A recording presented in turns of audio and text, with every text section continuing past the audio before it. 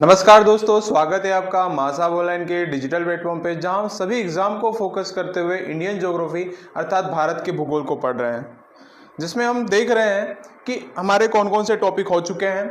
हमने देखा था पिछली क्लास में हमारी सिंधु नदी तंत्र के बारे में हमने पढ़ा था। सिंधु नदी तंत्र के बाद जो हमारा ये टॉपिक है उसी को हम कंटिन्यू करेंगे। कंटिन्यू में हम देखेंगे कि हमने पिछले कौन कौन सी नदी तंत्र को, हमने कौन कौन सी सहायक नदियों को देख चुके थे, और अब जो हम देखने वाले हैं वो कौन सी सहायक नदी के रूप में हम इसको देखेंगे दोस्तों। ठीक है, इतना क्लियर है आपको। कल हमने हमारी जो क्लास में हमने पिछले वीडियोस में क्या देखा था, उसमें हमने देखा था सिंधु नदी तंत्र के बारे में। सिंधु नदी तंत्र जो है एक दुनिया का सबसे बड़ा तंत्रों में से एक है। मतलब तंत्र की अगर मैं बात करूं तो सिर्फ एक नदी की सिर्फ मैं बात नहीं कर रहा हूं, उसमें आने वाली मिलने वाली मुख्य नदियों के अलावा भी सहायक नदियों की भी मैं बात कर रहा हूं। ठीक है, मैंने कल भी बताया था आपको, बात की थी कि जिस तरीके से एक दोस्त का भी एक अच्छा दोस्त होता है, एक अच्छे दोस्त का भी एक अच्छा दोस्त होता है, उसी तरीके से एक सहायक नदी की भी एक सहायक नदी होती है। तो कृपया बी अलर्ट। ठीक है, चलिए यहां पे क्या हो रहा है, सिंधु नदी तंत्र। यह नदी हिमालय पर्वत की लद्दाख श्रेणी के उत्तरी भाग में कैलाश चोटी से, मतलब ये पहले हम बात कर चुके हैं कि कैलाश रेंज से निकलती है।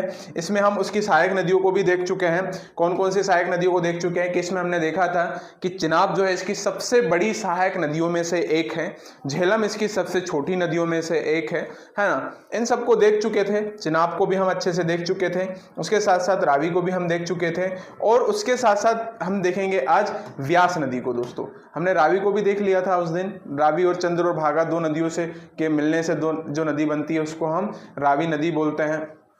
आगे हम देखते हैं व्यास नदी। दोस्तों व्यास नदी क्या होती है कि जैसे अगर मैं अब थोड़ा सा आपको और भी एक पॉइंट में बता दूं कि यहाँ अगर हमारा ये वाला जो एरिया है, ये वाला एरिया है दोस्तों, ये हमारा हिमालय वाला रीजन है। ठीक है, ये वाला जो रीजन है वो हिमालय वाला रीजन है।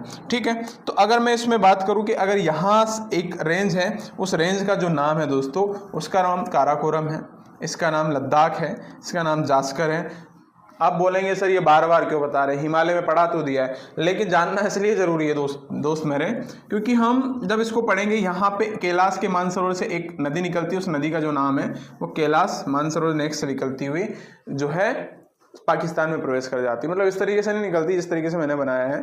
ठीक है, मैंने समझाने के लिए बताया है। तो यहाँ से नदी निकलती है, काराकोरम लद्दाख और जास्कर के मध्य बहती हुई पाकिस्तान में प्रवेश कर जाती है। यहाँ पे एक नामचा नागा पर्वत करके एक पर्वत है, वहां से मोड़दार घुमावदार आकृति बनाते हुए अरेबियन सी में यहाँ पे गिर जाती है दोस्तों।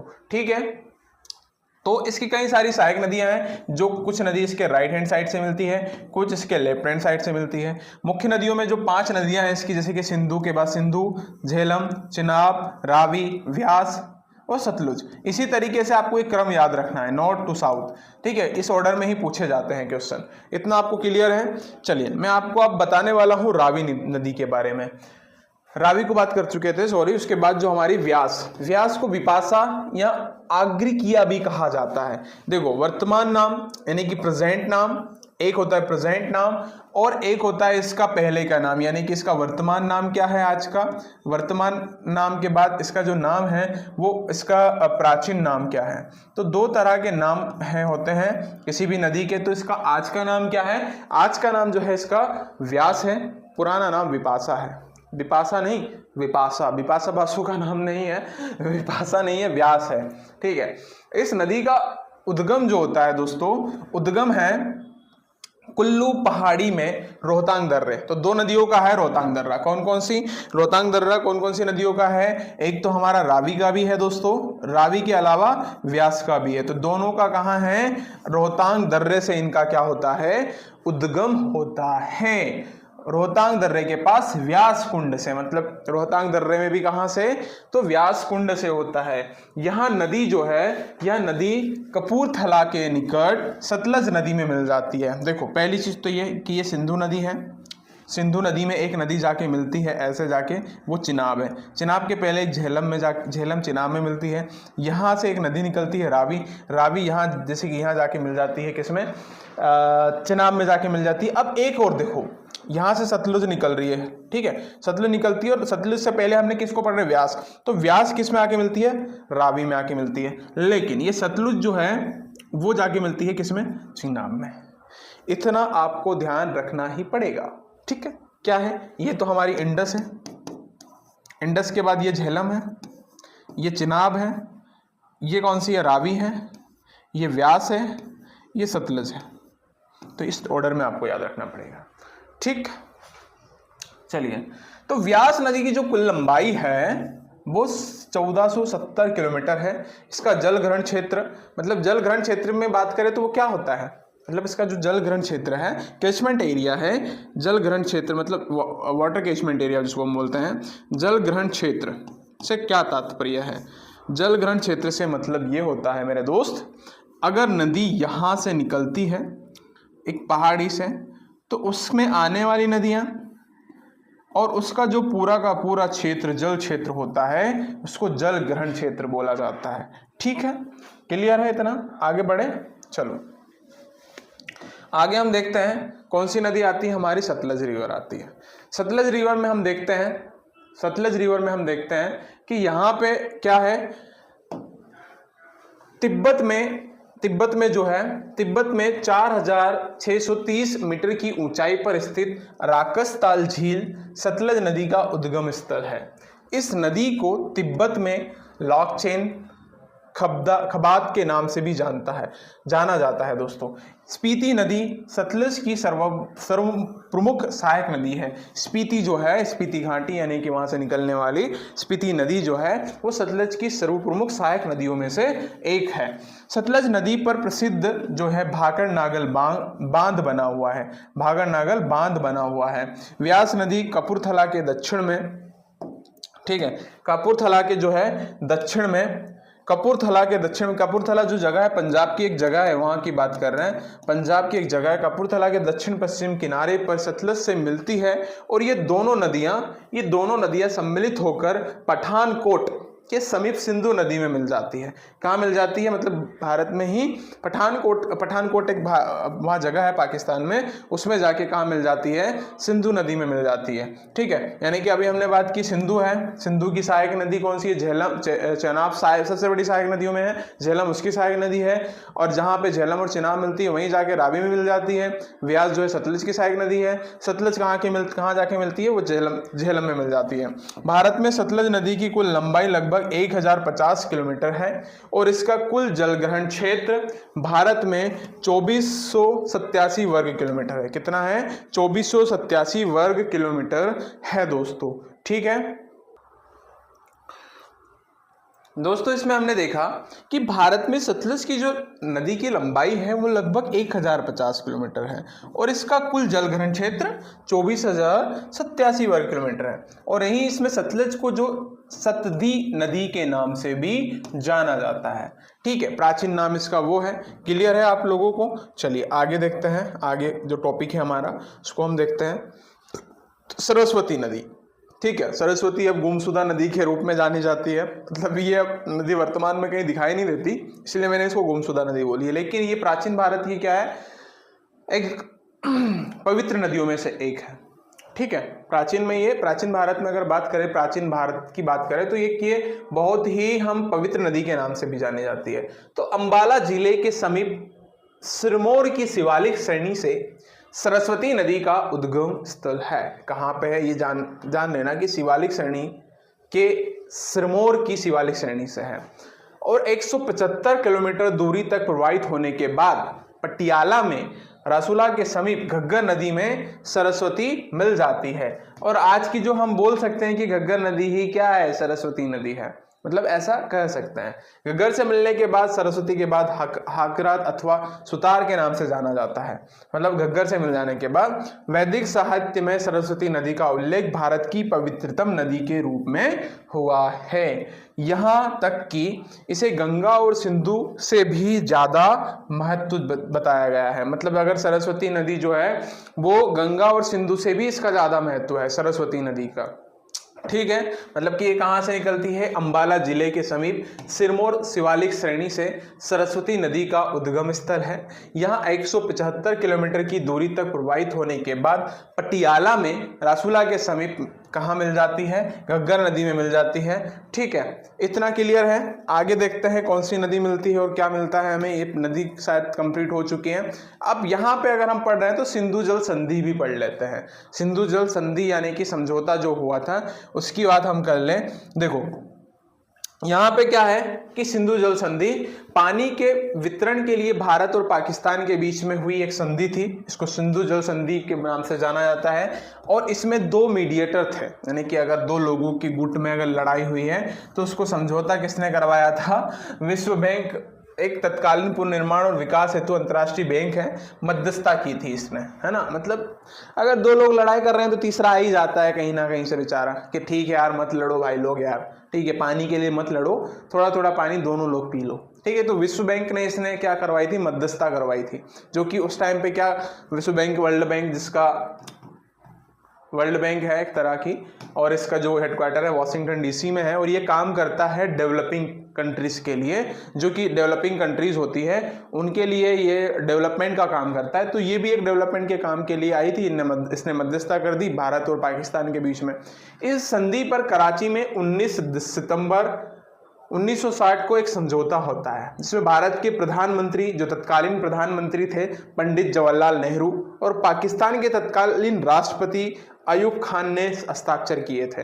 मतलब जो दो उस टाइम के नेता थे 1960 में, भारत के जो तत्कालीन प्रधानमंत्री थे पंडित जवाहरलाल नेहरू जी, और पाकिस्तान के तत्कालीन राष्ट्रपति अयूब खान ने हस्ताक्षर किए थे। मतलब इन दोनों लोगों ने, और तीसरा कौन था? विश्व बैंक था। ठीक है, इन दोनों लोगों के बीच में मध्यस्थता करने का काम। ये पूछा जाता है कि जब सिंधु जल संधि का समझौता हुआ था तो उसमें कौन से बैंक ने या फिर कौन से इंसान ने या फिर कौन से संगठन ने इसमें क्या किया था? मध्यस्थता की थी। तो वो विश्व बैंक ने की थी। ठीक है, इस समझौते के अनुसार 3 नदियां जो है व्यास, रावी का नियंत्रण भारत को, मतलब जो 3 पश्चिमी जो नदियां हैं, मतलब जो 3 अगर हम बोले जाए कि पूर्वी नदियां, पश्चिमी नदियां हम बोल सकते हैं। देखो पश्चिमी नदियां जो है रावी, सिंधु, रावी को नियंत्रण भारत को, तथा 3 पश्चिमी नदियां सिंधु, चेनाब, झेलम को, पश्चिमी नदियों को सिंधु, चेनाब, झेलम नियंत्रण पाकिस्तान को दिया जाता है। मतलब कि जो पूर्वी नदियां हैं, पूरब की तरफ है, इधर की तरफ, नीचे की जो 3 नदी हैं उनका किसको दिया जाएगा? नियंत्रण भारत को दिया गया। उसमें रावी, व्यास, सतलज का नाम आता है। सतलज का नाम इसमें स्किप हो गया, मैं लिख देता हूँ। सतलज का नियंत्रण किनको दिया गया? भारत को दिया गया। और जो 3 नदियां हैं जो कि पश्चिमी नदियां हैं, सिंधु, चेनाब, झेलम का नियंत्रण पाकिस्तान को दिया गया। इस संधि के प्रावधान के अनुसार सिंधु नदी की कुल पानी का केवल 20% का उपयोग भारत द्वारा किया जाएगा। सिंधु के प्रावधान के अनुसार, मतलब संधि के जो प्रावधान थे उसमें ये प्रावधान था कि सिर्फ 20% पानी ही भारत यूज करेगा, बाकी का जो पानी है हमारा गरीब देश पाकिस्तान पिएगा। मतलब हमारा गरीब देश इसलिए मैंने बोला है कि कहीं ना कहीं हमारा ही तो बच्चा है यार, पानी तो दे रहा है, पी ले भाई, पी ले पानी भी तू। नदियां तो हमारे यहीं से निकल रही है, जब चाहे जब रोक सकते हैं, लेकिन हमारे जो भारत के लोग हैं उनके अंदर इंसानियत है कि पानी पिलाना हम हमारा धर्म समझते हैं। जाओ पी लो, पानी तो पी रहे हो, पी लो जाओ। ठीक है, तो एक समझौता हुआ जिस समझौते में बात की गई कि जो पश्चिम की जो 3 नदियां हैं उनको पाकिस्तान का नियंत्रण दे दिया गया, और पूर्व की जो 3 नदियां हैं व्यास, रावी, सतलज का जो नियंत्रण है वो भारत के पास ही रहेगा। ठीक है, और जो नदी का एक प्रावधान था कि इसमें 20% पानी ही सिर्फ भारत उपयोग करेगा, बाकी का जो पानी है वो पाकिस्तान यूज करेगा दोस्तों। ठीक है, इतनी चीजें क्लियर हुई यहाँ पे। अब एक बार हम क्विकली क्या कर लेते हैं, पूरा जो सिंधु नदी तंत्र है उसको हम एक बार क्विकली क्या करते हैं, रिवाइज कर लेते हैं, ताकि हमें चीजों को समझने में आसानी रहे। जब हम नेक्स्ट वीडियो पढ़ेंगे प्रायद्वीप भारत की नदियों के बारे में तो हमें चीजें आसानी से समझ में आए। ठीक है, चलिए सबसे पहले हमने क्या देखा था? सिंधु नदी के बारे में देखा था। क्या देखा था? सिंधु नदी के बारे में देखा था। हाँ, अब सिंधु नदी तंत्र के बारे में हमने देखा था, तो ये क्या था? एक परिचय के रूप में जाने, एक परिचय के रूप में अगर जाने तो हमने क्या देखा था कि ये क्या है? सिंधु नदी तंत्र के बारे में हमने देखा था कि ये एक अंतर्राष्ट्रीय इंटरनेशनल रिवर सिस्टम है, और ये एक बोला जाए तो एक पश्चिमी नदी है, मतलब पश्चिमी नदी है ये, है ना। और ये क्या है? 2880 इसकी कुछ कुल लंबाई है, ठीक है। और एक ये भारत ही नहीं अपितु विश्व के सबसे बड़े अपवाह तंत्र में भी आता है। और इसका जो उद्गम स्थल है वो कहाँ पे है? उद्गम स्थल जो है इसका जो है मानसरोवर लेक से आता है, मानसरोवर, ठीक है। और इसका जो ये कहाँ पे समा जाती है दोस्तों? अरब सागर में। इसका मुहावना कहाँ है? अरब सागर में, ठीक है। और नागा पर्वत के समीप देखो भारत में है, भारत के साथ साथ ये नदी जो है वो चीन, और चीन के साथ पाकिस्तान, चीन से निकलती है, पाकिस्तान में प्रवेश करने के बाद पाकिस्तान में प्रवेश कर जाती है। अगर हम बात करें तो यहाँ से ये पाकिस्तान में प्रवेश करती है, और पाकिस्तान में प्रवेश करने के बाद मतलब नागा पर्वत से एक आकृति बनाती हुई प्रवेश कर जाती है। और सतलज, व्यास, झेलम, रावी, सिगार, गिलगित, सिंह, जास्कर इसकी प्रमुख सहायक नदी है। क्वेश्चन ऐसा पूछा जाता है कि कौन सी दो रेंजों के बीच में सिंधु नदी बहती है? तो यहाँ लद्दाख और जास्कर के मध्य से सिंधु नदी निकलती है, ये ध्यान रखिएगा आप। सिंधु नदी एक शुष्क प्रदेश में प्रवाहित होती हुई अंततः मतलब शुष्क, ये जो जब पाकिस्तान में जाती है तो वहां पे शुष्क प्रदेश में प्रवाहित होती है, और वहीं से ये अरब सागर में क्या हो जाती है? विलीन हो जाती है। क्लियर है?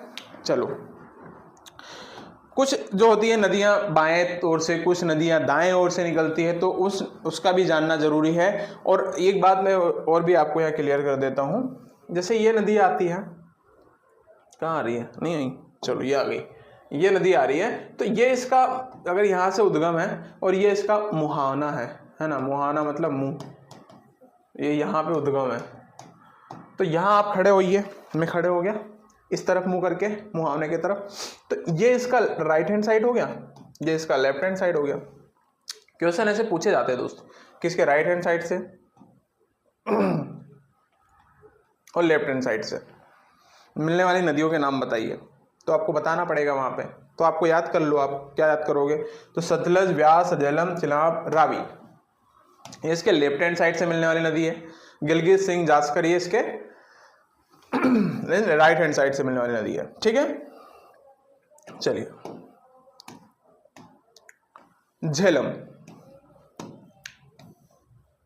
झेलम इसकी सबसे छोटी सहायक नदियों में से एक है, ठीक है। यह नदी जो है शेषनाग, बेरीनाग, और मैंने आपको बताया था कि जितने भी नाग नागिन है वो कहाँ पे हैं? वो हमारे जम्मू कश्मीर में है। वैसे ही वहाँ पे बहुत नाग नागिन वैसे ही पले पड़े हैं। भारत में इस नदी का, मजाक कर रहा हूँ है ना, इस नदी में जल ग्रहण क्षेत्र इतना है, इसका 28,490 है। सिंधु नदी की सबसे छोटी सहायक नदियों में से एक है, ये सबसे छोटी सहायक नदियों में से एक है दोस्तों, ठीक है। ध्यान रखना, ये सबसे छोटी अगर सहायक नदी पूछी जाए तो वो कौन सी है? वो हमारी झेलम है, ठीक। आगे हम देखते हैं चिनाब। चिनाब के बारे में हम देखें तो क्या देखते हैं? चिनाब एक मतलब इसका जो पुराना नाम है, पुराना नाम क्या है दोस्तों? पुराना नाम क्या है इसका? पुराना नाम अस्कीन या चंद्रभागा। मैंने बताया था ना कल भी आपको हमारे वीडियोस में कि जो चंद्रा और भागा दो नाम की जो दो नदी है और आपस में जब आगे जाके बढ़ती है तो उसको हम चिनाब बोलते हैं।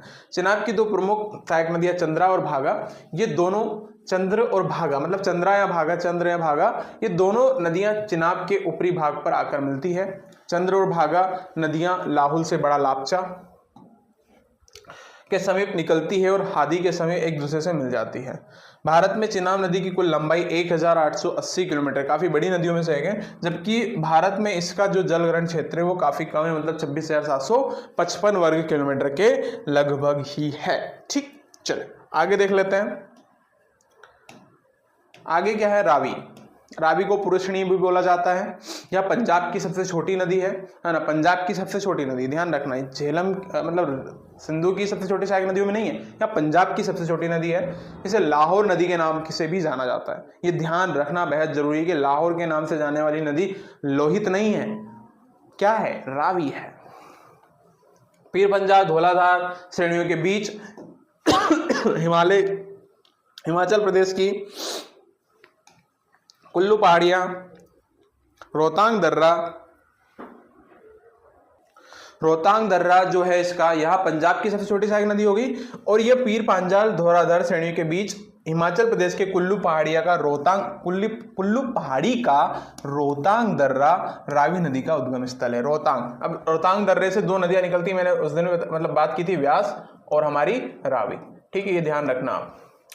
यह नदी मुल्तान के समीप मुल्तान का सुल्तान किसको कहते हैं क्रिकेट में, ठीक है, मुल्तान का सुल्तान किसको कहते हैं, मजाक वाली बात है, क्योंकि क्या होता है कभी कभी हम पढ़ते हुए ना बहुत ज़्यादा फ्रस्ट्रेट हो जाते हैं, तो कभी कभी कुछ चीज़ें इलॉजिकली भी बात कर लेना चाहिए।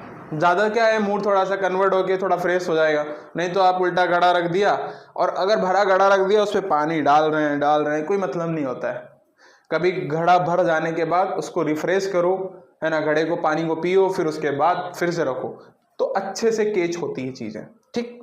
धारा के साथ मिल जाती है चिनाब। देखो झेलम और चिनाब दोनों ही नदी में कौन सी नदी आके मिलती है, जैसे कि यहाँ से आ रही है रावी, है ना, रावी यहाँ से आ रही है और उसके ऊपर दो नदियाँ, ये झेलम है और यहाँ से चिनाब आ रही है, ठीक है, चिनाब इसमें मिली और ये नदी भी यहाँ के जाके इसमें मिल गई। ऐसे नदी जाके ये सहायक नदी सिंधु की सहायक नदी के रूप में जानी जाती है। दोस्तों आगे हम देखते हैं, आगे कौन सी है, आगे है व्यास। इस नदी का उद्गम स्थल कुल्लू पहाड़ी मतलब वही रोहतांग दर्रे से होता है और कपूरथला के मध्य सतलज नदी में मिल जाती है। मतलब भारत में ही मिलने वाली एक सहायक नदी है, कौन सी, व्यास, मतलब भारत में ही मिल जाती है, ध्यान रखना ये।